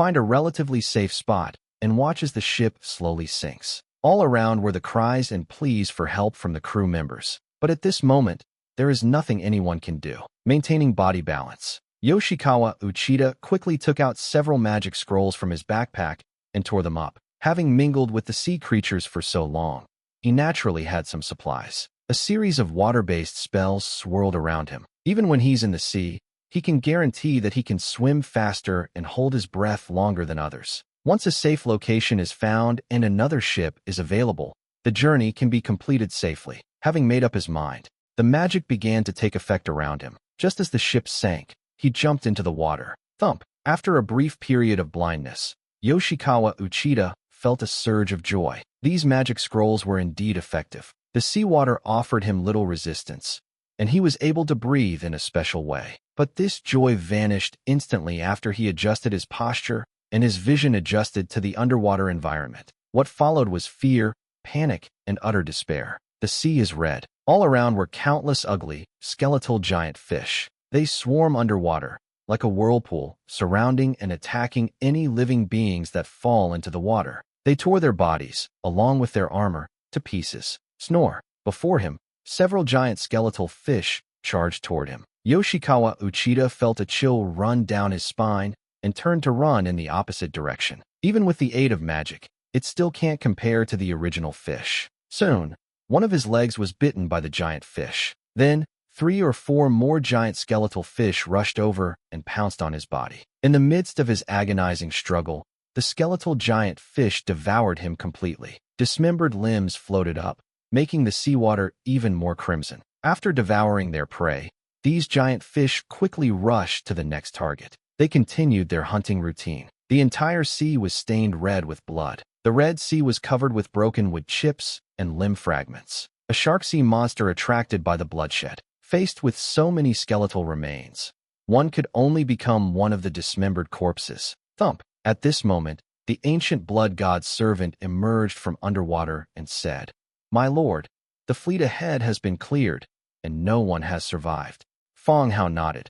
"Retrieve the items, salvage everything useful." "Yes, sir." Ancient blood god's servant re-entered the water, accompanied by the bone guards and a school of bone fish, to begin salvaging all the sunken items. In fact, ocean-going ships also have high value. However, capturing ships is too difficult and a waste of time. They simply sank them all. Anyway, as for ships, transmigrators can be built directly. The White Veil Queen also began to move forward. While waiting, the skeleton soldiers salvaged their spoils. And just then, the ancient blood god's servant emerged from the water again and said, "My lord, a merman army is approaching." As expected, a battle lured the mermen over. "Bring the undead army back, but don't attack the murlocs yet," Fang Hao said immediately. "Yes, sir." The ancient blood god's servant submerged back underwater and gave orders to the undead soldiers. The White Veil Queen, after the change of the figurehead. Then a new status was added,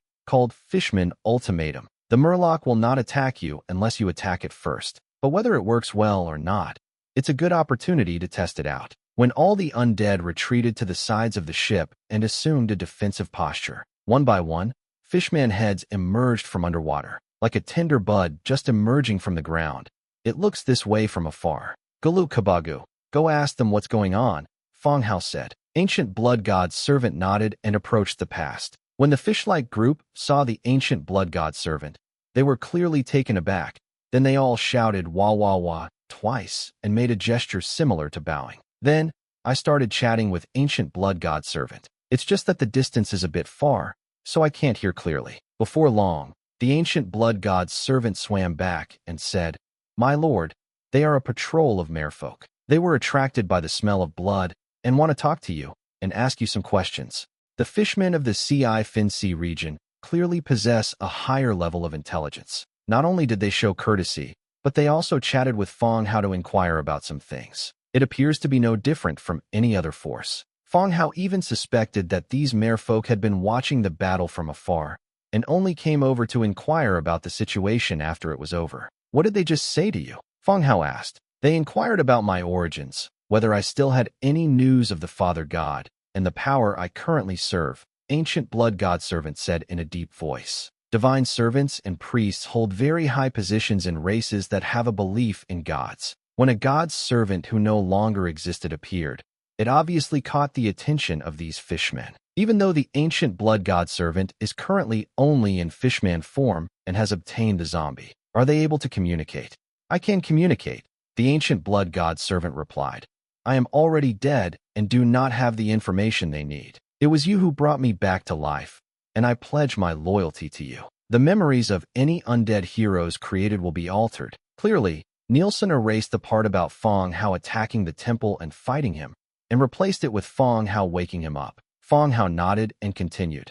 Yes, let those who want to talk come over. I'm also willing to maintain peace with the fishmen. Even the captain of the ship has been changed, which naturally means they don't want to go to war with the fishmen. At least, he didn't want to start a war with the fishmen if he wasn't sure where the treasure map was or whether there was any treasure at all. There's no need for that, and the ocean isn't the direction we should be pursuing. Yes, sir. When the ancient blood god's servant left and returned, he led a merman through the ranks of the undead. With a leap, he jumped from underwater onto the deck. Kusi warrior, Gakiro, purple tier 4 hero.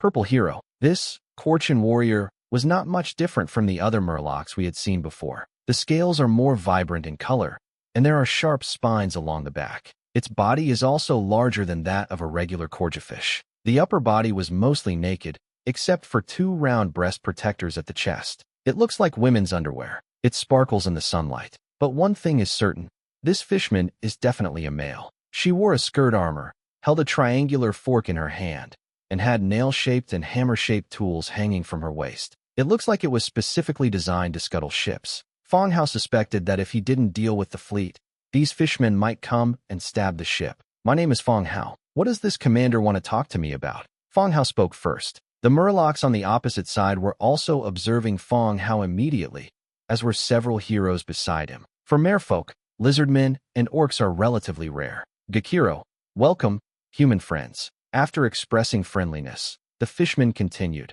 We heard fighting and came over to check on the situation. The merman's tone was strange, but the system still provided a translation. Fang Hao nodded and said, that fleet saw that I only had one ship and wanted to plunder me, so I had no choice but to teach them a lesson. There have been frequent battles between ships here lately, the merman said. Kindness. Merfolk General continued. Where is your destination? We can escort your ship there. Perhaps the figurehead on the ship had an effect. The fishmen showed enough friendliness that they even escorted their ship across. According to Bai Xian's intelligence, fishmen do not communicate or interact with other races. Any ships or forces entering the Fin Sea region will be attacked. Such inquiries will not occur. Therefore, both the Federation and the Sea Clan considered the fishmen to be an uncivilized race, and therefore unable to communicate with them. Fang Hao smiled and said, actually, the purpose of our trip is to go to the Fin Sea region to discuss cooperation with you. Cooperate. This response was clearly unexpected by Merfolk General. Fishmen have never contacted or cooperated with the outside world. Yes, I have some equipment here that you can use, and I'd like to trade with you, Fang Hao explained. To put it bluntly, it's really not wise to come to the center of someone's property to search for treasure. A simple and reasonable reason is to go and see if there is any treasure before making any further decisions. The merman pondered for a moment, then nodded and said, I will relay your message back. You can wait for my reply here. Sure. These 2 sets of equipment are what I plan to sell. You can take them back. Fang Hao casually took out 2 sets of equipment from his storage space. One is Blue's Agile White Steel set, which is originally equipment for murlocs. The second is Purple's Wanderer's set, which can also be obtained from a chest in the Merman Temple. All right, you stay here and don't leave. The merman picked up 2 sets of equipment, said this, and then jumped back into the sea, leading his merman army away. Fang Hao couldn't leave for the time being. After all, the items from those sunken ships haven't been salvaged yet. Gulu Kabagu. Continue leading the men to salvage items. Before the murlocs return, salvage anything of value. After Merfolk General left, Fang Hao continued to issue orders. Yes, sir. Whoosh. All the sea spirits immediately dispersed and headed to the shipwreck location to continue salvaging items. Soon, the deck was piled high with miscellaneous cargo. The deck was covered with over 100 field cannons, various weapons, fire guns, and bullets. There were also gold and silver utensils, chandeliers and carpets on the ship, buckets and mops, and even various vegetables and foods. There are many varieties. The field cannon was immediately exchanged back by Fang Hao after it was salvaged. After all, there is limited space on the deck. Dimitrika and Njia are counting the number of spoils. Fang Hao then turned his gaze to the Lord's book beside him. The Lord's book will not immediately disappear for a period of time after the transmigrators die. Fang Hao has not tested the specific timing, but clearly, these dead Japanese soldiers are not yet ready to disappear. Without any hesitation, they began to devour the books one by one. Can consume 52 Lord's books. Then, a stack of Lord's books transformed into starlight and merged into Fang Hao's Lord's books. You gain decision-making power over 52 subordinate territories. Occupied/abandoned. Occupy. It will become your subordinate territory, which can be further developed. Abandoned. You will gain 50% to 80% of the territory's resources. This territory will then be abandoned. Fang Hao glanced at the actual location on the map. It was further south, according to the nautical chart in Captain by Xian's cabin. This should be the location of Giant Claw Island. They chose to occupy one of the remaining ones. The remaining 51 were all abandoned. You have captured one subordinate territory and acquire ownership of this territory and its attached cities. You can set a proxy governor in the Lord's book. You have abandoned 51 subordinate territories. You will gain 80% of the territory's resources, and 50% of the territory's building resources will be returned. A large amount of supplies were transported from the direction of Giant Claw Island. Enter the warehouse directly in the main city. On the map in Lord's book, those abandoned territories were once again shrouded in mist and could not be observed. Lord's book upgraded to level 11. March speed plus 8%, resource extraction plus 10%, unit attack plus 5.5, area/world channel speech plus 110. These people don't have high Lord's book rank, but they have a lot of them. From level 8, Fang Hao was directly promoted to level 11. Unlock new blueprints. Reef Fortress builds a blueprint, purple. Pearlfish Farm builds a blueprint, blue. Coral Prison builds a blueprint, blue, comma. Stainless Steel Katana crafts a blueprint, blue. Hard Silver Katana crafts a blueprint, blue, comma. Sailboat crafts a blueprint, blue. Marine Large Ship crafts a blueprint, purple.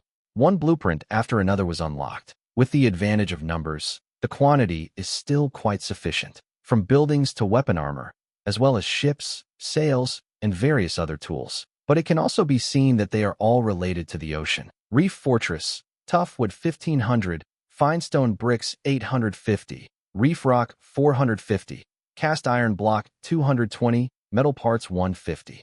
Description: the raised and concealed reefs will become the most fortified fortress, blocking enemy voyages. Based on the description, the fortress was likely an obstacle preventing ships from moving forward. However, the purple rating should have some special uses. Pearl Fish Pond Aquaculture Farm is a building for raising marine life, corresponding to the land-based farm and pasture. Effects: growth plus 15%, reproduction plus 10%. This blueprint is not bad. At least he can use it. Coral Water Prison corresponds to blood prison buildings like dungeon. The materials include coral walls, which were used to imprison underwater prisoners. As for prisoners on land, they cannot be imprisoned in the Coral Water Prison. They would drown anyway, so there's no need to bother. I've finished looking at the architecture blueprint. Fang Hao's gaze quickly swept over some equipment blueprints. Finally, it landed on the 2 katana. White steel long sword. Tough wood 2. Cast iron block 5. White steel ingot 5. Metal parts 6. Linen cloth 3. Hard silver katana. Ironwood 1.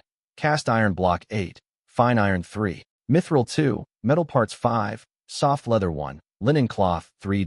The white steel katana belongs to the blue category. Weapons can be made and sold on the channel. The hard silver katana has reached the purple quality, and the materials now include fine iron and mithril. The weapon itself also increases sharpness by 7%. It would be good to equip Miu with 2 weapons, since she wasn't carrying any weapon equipment when she was summoned. Looking at the blueprint on the ship, Fang Hao saw that besides the ship's blueprint, the rest were some daily necessities. So I didn't pay much attention to it. I don't need it myself, and it's not easy to sell on the channel. They are all things that are dispensable. While waiting for news from the fishermen, Fang Hao exchanged a few fishing rods and, along with Njia and the others, sat on the railing to fish. It's not that I actually wanted to catch anything. It's just a way to kill time. If you really want to eat fish, the easiest way is to have the underwater units catch them. They can catch several buckets of fish in no time. If you want to eat shark, I can get it for you. Thump. Ancient blood god's servant emerged from underwater once more, saying, "My lord, the merman who left has returned. Let him come over." Before long, the departing Kusi warrior leaped onto the deck and said, "Come with me. I'll take you inside, but you must keep the undead around you in check." Upon hearing the other party's agreement, Fang Hao smiled. The plan is going more smoothly than expected. Okay, let's go. The fishman leaped back into the sea, leading a group of fishmen ahead of him. Fang Hao waved his hand, and the White Veil Queen slowly began to move, closely following behind the fishmen. We ventured deep into the Fin Sea region. More and more fishmen surrounded the ship, looking down. All I could see were dense, dark shadows. There were far more fishmen than he had imagined. Soon, the merman who had led the way gently tapped on the hull of the boat and said, "We've arrived. Come down with me." Go down. Fang Hao was about to say, "Would it be inconvenient for me to go downstairs?" The merman plunged down with a splash. He had no choice but to release Demon Puppet, and then he jumped into the sea as well. "Gulu Kabagu, come with me to take a look," Fang Hao said to the ancient blood god servant, controlling the Demon Puppet.